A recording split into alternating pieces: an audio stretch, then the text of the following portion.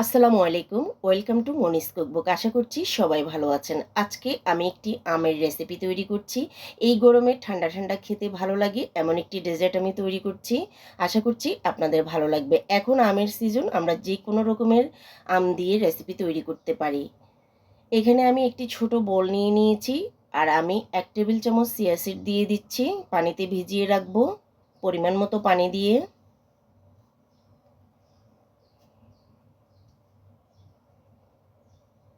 এই রেসিপিটি আমি চিয়া সিডের সাথেই তৈরি করব। আমরা সবাই জানি চিয়া সিড আমাদের শরীরের জন্য অনেক বেশি উপকারী আর অনেক ফাইবার থাকে।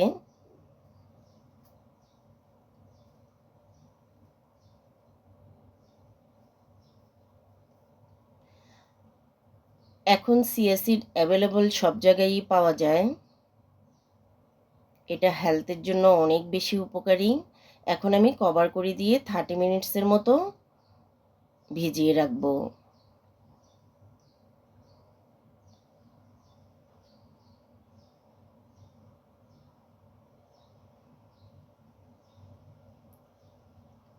এখানে আমি নিয়ে নিচ্ছি ফ্রেশ ম্যাঙ্গো। আপনারা যে কোনো ধরনের পাকা আম নিয়ে নিতে পারেন। আর আমি ছোট ছোট টুকরো করে কেটে রেখেছি প্রায় 1 কাপের মতো। এখন আমি ব্লেন্ড করে নিব ম্যাঙ্গোগুলোকে।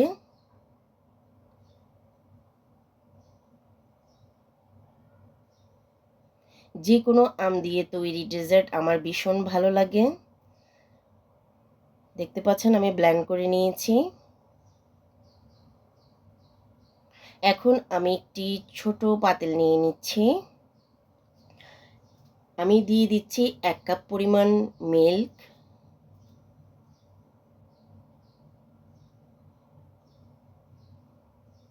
সেই সাথে এখন আমি দিয়ে দিচ্ছি 2 টেবিল চামচের মতো সাবুদানা।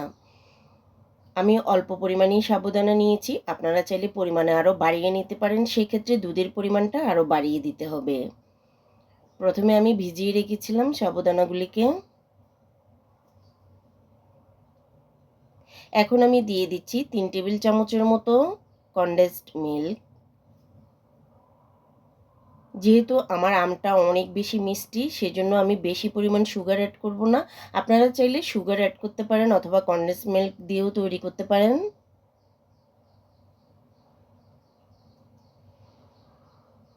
এখন আমি দিয়ে দিচ্ছি 1 টেবিল চামচের মতো কর্নফ্লাওয়ার।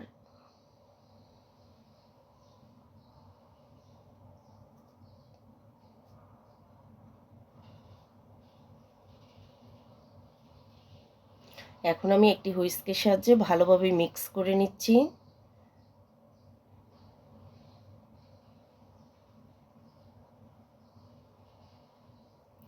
এই মিশ্রণটাকে আমি এখন চুলোয় বসিয়ে দিব।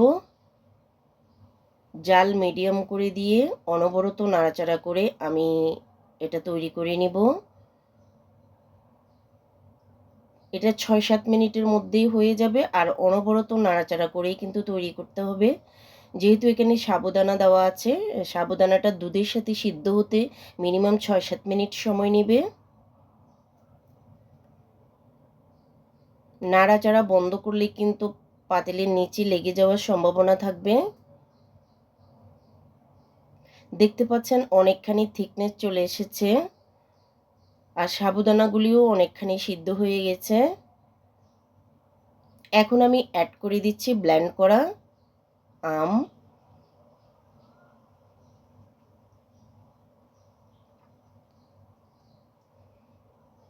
দুধের সাথে আমি ভালোভাবে মিক্স করে নিচ্ছি।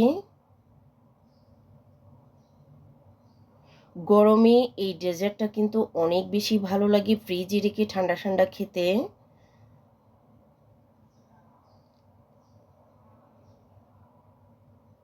আপনারা চাইলে সুগারের পরিমাণ আরও বাড়িয়ে দিতে পারেন যারা বেশি মিষ্টি খেতে পছন্দ করেন। আমার কাছে মিডিয়াম মিষ্টিটাই ভালো লাগে।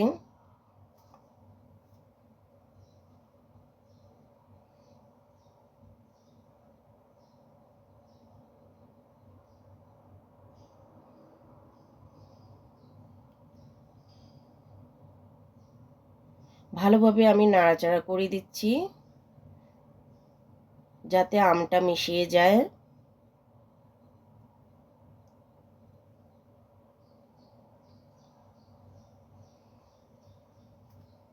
আমার মিশ্রণটা তৈরি হয়ে গেছে, ঠান্ডা হলে আমি পরিবেশন করে নিচ্ছি। এখানে আমি গ্লাস নিয়ে নিয়েছি, দেখতে পাচ্ছেন। ঠান্ডা ঠান্ডা কিছুটা হয়ে আসলে আমি দিয়ে দিচ্ছি গ্লাসে।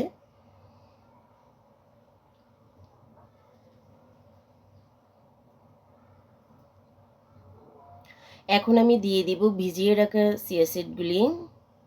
আপনারা চাইলে মিল্কের মধ্যেও চিয়া সিডটা ভিজিয়ে রাখতে পারেন, অথবা কোকোনাট মিল্কেও ভিজিয়ে রাখতে পারেন, এতে করে স্বাদ আরও বেড়ে যাবে।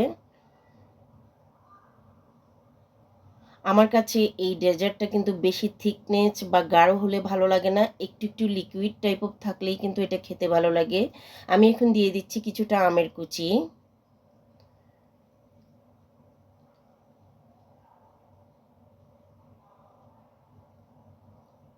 এখন আমি কিছুটা দিয়ে দিব শুকনো ড্রাই ফ্রুটস। এইভাবেই আপনারা তৈরি করতে পারেন, আর ফ্রিজে রেখে আপনারা 2 দিন 3 দিন এই ডেজার্টটা কিন্তু খেতে পারেন, ভীষণ মজার।